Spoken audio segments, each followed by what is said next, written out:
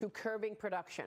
Now, last week, President Trump tweeted about the world's biggest crude producers, writing this: "Looks like OPEC is at it again with record amounts of oil all over the place, including the fully loaded ships at sea. Oil prices are artificially very high. No good and will not be accepted." Joining us right now is the publisher of the Schork Report, Stephen Schork. Stephen, good to see you. Thank you so much for joining us.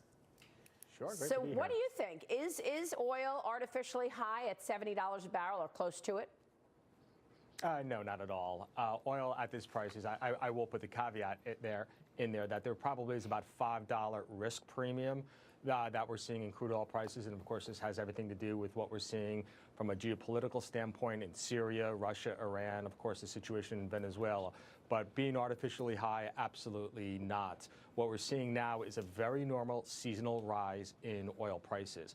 Crude oil demand here in the United States for this time of the year has never been stronger. And even with that, even with these quote-unquote high prices, artificially high prices, demand for gasoline has never been stronger here in the United States. So clearly, you have a situation where demand is dictating the price. And this is a very good thing because commodity prices do not lead economies. Economic growth or economies lead commodity prices. Strong commodity prices translate to strong economic growth.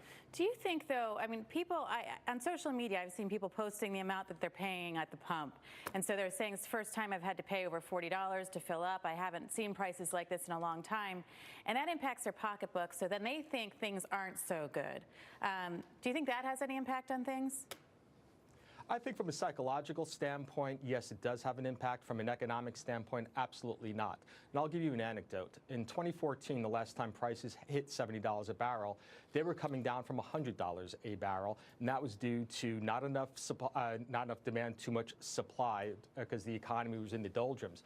4 years later, we're rising, and the rise in oil prices this time has been a slow, steady rise based on that demand. And in my household alone, in 2014, I was driving a gas-guzzling SUV that got maybe 13 miles to the gallon.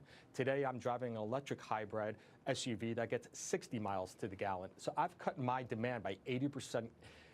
In my household alone. And when we look at the number of Priuses, Volts, Teslas on the road, certainly the demand destruction has just decimated in the greater picture. So in my household, or in a Tesla, well, not even a Tesla, but in a Prius household, you would need to see gasoline prices upwards of $10, $11, $12 a gallon to have the same economic impact. So from a pure economic standpoint, no, this does not have any sort of effect. But I do agree from a psychological, and markets do trade more in psychology than they do on reality, it certainly does have an impact. Stephen, it's Dagan McDowell. In terms of production, do you buy the Wall Street Journal story that there are bottlenecks in the Permian Basin, that there could be a production problem in that part of the country?